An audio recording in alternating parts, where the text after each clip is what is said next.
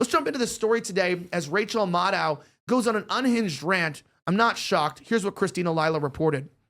Well, you love to see it. Rachel Maddow attacked her own network in a shocking monologue Monday evening and suggested MSNBC is racist for ousting two non-white hosts after Joy Reid's show, The Reid Out, was canceled. Wah, wah, wah. Well, NBC and MSNBC finally fired racist Joy Reid on Sunday. Trump destroyed the network for being an arm of the Democrat Party and went off on Joy Reid. Quote, low-life chairman of Concast, Brian Roberts, the owner of ratings challenge NBC and MSNBC, has finally gotten the nerve up to fire one of the least talented people in television, the mentally obnoxious, racist Joy Reid. Based on her ratings, which were virtually non-existent, she should have been canned long ago, along with everyone else who works there. Also thrown out was Alex Wagner, the sub on the seriously failing Rachel Maddow show. Rachel rarely shows up because she knows there's nobody watching, and she also knows that she's got less television persona than virtually anyone on television, except for perhaps Joy Reid. then he keeps going. There's, of course, the low IQ con man Al Sharpton, who has perhaps the lowest TV ratings in the history of television. What is he doing to Brian Roberts to stay on air? Ooh, that's a weird suggestion. Oh my. This whole corrupt operation is nothing more than an illegal arm of the Democratic Party. They should be forced to pay vast sums of money for the damage they've done to our country. Fake news is an unpardonable sin, Trump said on Sunday. We're going to start there, Jim. Shots fired, right? Yeah, I liked Trump's response. Me too. I think he nailed it. He hit all the points, didn't he? He even got Big Al. The nice shout out for Big Al. Gosh, I don't think we're gonna miss her. Certainly, we won't miss Joy Reid. I've never seen her show once. I've never been on that channel to watch a whole show. Never had to. Never wanted to. But I know her ratings stunk, and I actually thought she was the, her and Maddow were the two powerhouses on that channel. So I'm pretty surprised that they let her go like that. But I haven't been following what her actual polling was for her show. I know the network as a whole has really suffered since Trump won, because the left thought that Trump was going to get shellacked again, and here he wins in this landslide. And they've lost a lot of their audience that hasn't come back yet. So maybe they're going to shake it up. But what are they going to do instead? I hear they have this alternative show that's coming on, which is Michael Steele and a couple other losers who may replace Joy Reid. Like three hosts, unimpressive hosts who made a living the past 8 years off of bashing Trump. So it's really nothing new. But I was a bit surprised that Joy Reid was let go. Did you see her though? She broke down sobbing. Believe it or not, this is not George Floyd. This is Joy Reid. But this is like an absolute. She has a very harsh appearance. So people have pointed that out. She used to be I'm just gonna say this. She used to have a much softer look, but being evil doesn't pay off. I've noticed evil people start to look like henchmen, like you start to see these congressmen after 30, 40 years in Congress doing evil things. They look like actual evil characters. And here she is, sobbing. Talk about a downgrade in equipment here, production value. This is not looking good. This is Joy Reid talking about getting fired from her network. Check it out. My show had value, and that that what I was doing had value. And in the end, I'm sorry, I try not to cry on TV. And I say this is kind of like being on TV, so I apologize. And then it mattered. I see Karen is there, and she's been texting me as well. And so what I will just say is that in the end, thank you.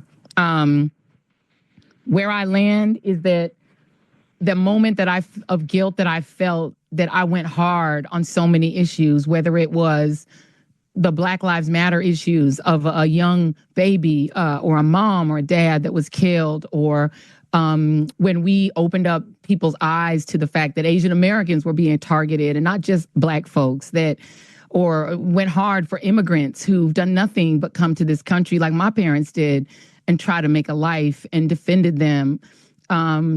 Or whether we've talked about what the president is doing that is subversive to the Constitution, that is injurious to our liberty, defending books that people find inconvenient, that Nicole Hannah-Jones put into our spirit, that we need to understand 1619 as the real founding of this country, whether it's talking about any of these issues, and yes, whether it's talking about Gaza and the fact that we as the American people have a right to object, to little babies being bombed. And where I come down on that is I'm not sorry.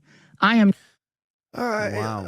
I love to see the tears. Yeah, she got canceled because she talks about Gaza, or was it the fact that she looks like a man and has the attitude of a bitch, and maybe people aren't into that anymore, and maybe ultimately she's just a liar? Well, I think there's a bunch of things. I mean, she's constantly race baiting, trying to divide people. Everything came down to race. And then as far as the mainstream media goes, nobody trusts it anymore. I know you mentioned, are they eventually going to come back? People going to come back to it? I think that we've lost all trust in it completely. It's kind of like a Mockingbird effect that we had going across all the stations. And that's why we have a great place like Gateway Pundit where people can go and actually get real news. And that's why you're seeing the expansion of it. I know you mentioned before, too, how USAID was like funding all these people. It's because the difference is that they're putting out the message the government wanted them to put versus actually putting the truth and the facts. So. Yeah, I mean, your response to that, I mean, you think that was genuine, or like, it's such a weird to cry about that and be like, I talked about some true stories. Well, yeah, she left a lot of facts out of her stories. Yeah. But you know what? If she wants to come right for Gateway Pundit, we'll give her a chance. We'll let her put up a few stories. So this is our invitation. Joy Reid, if you're looking for a job, give me a call. We'll try you out, see how it works out, and and go from there. Speaking of that, Michael Knowles got fired from the Daily Wire. Go to my screen here. He's now working at MSNBC, and I'm kidding. It's Rachel Maddow. Well, Rachel, they look alike. They do look alike. I thought that was Mark Cuban. Like when he put his glasses on, it was Mark Cuban look alike. Yeah. No. Well, this is where Rachel Maddow had a response to this. She got a little bit upset as her co-host because she realizes she also looks like a man, acts like a, rhymes with itch, and also lies as well. So maybe people aren't watching her stuff either, and maybe Trump's insults are working on the heart of man. Although I will say, some of you are naughty in the chat. Somebody wrote, they said, you boys know that after a few too many drinks out at the bar, one of you would bring Joy Reid home. No, we're not going that direction on the show. But don't even start. Not my type. Rachel Maddow broke down in a very racist rant, right? Accusing her own network, which I'd say she might get fired of this. I would fire someone if someone came at me and my network and worked for me and like yelled at me on air. You'd be gone tomorrow. So listen to this. Nights except for Mondays. So that's a big change. An even bigger programming change is at 7 p.m. 7 p.m. Eastern, where Joy Reid's show, The Reid Out, ended tonight. And Joy is not taking a different job in the network. She is leaving the network altogether. And that is very, very, very hard to take. I am 51 years old. I have been gainfully employed since I was 12. And I have had so many different kinds of jobs, you wouldn't believe me if I told you. But in all of the jobs I have had, in all of the years I have been alive, there is no colleague for whom I have had more affection and more respect than Joy Reid. I love everything about her. I have learned so much from her. I have so much more to learn from her. I do not want to lose her as a colleague here at MSNBC. And personally, I think it is a bad mistake to let her walk out the door. It is not my call, and I understand that, but that's what I think.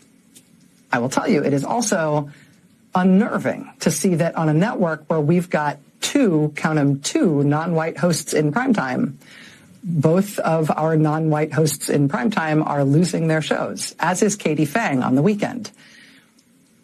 And that feels worse than bad, no matter who replaces them. That feels indefensible, and I do not defend it. But there's just one other piece of it that you should know. From your side of the TV screen, you will mostly see changes in terms of who's in the anchor chair. And actually, everybody who's going to be in anchor chairs from here on out are great colleagues and great at what they do. And you are not going to be disappointed in who's on our air and what you're going to be seeing. But one thing you cannot necessarily see is that the people who get our shows on the air, they're really being put through the ringer. Dozens of producers and staffers, including some who are among the most experienced and most talented and most specialist producers in the building, are facing being laid off. They're being invited to reapply for new jobs.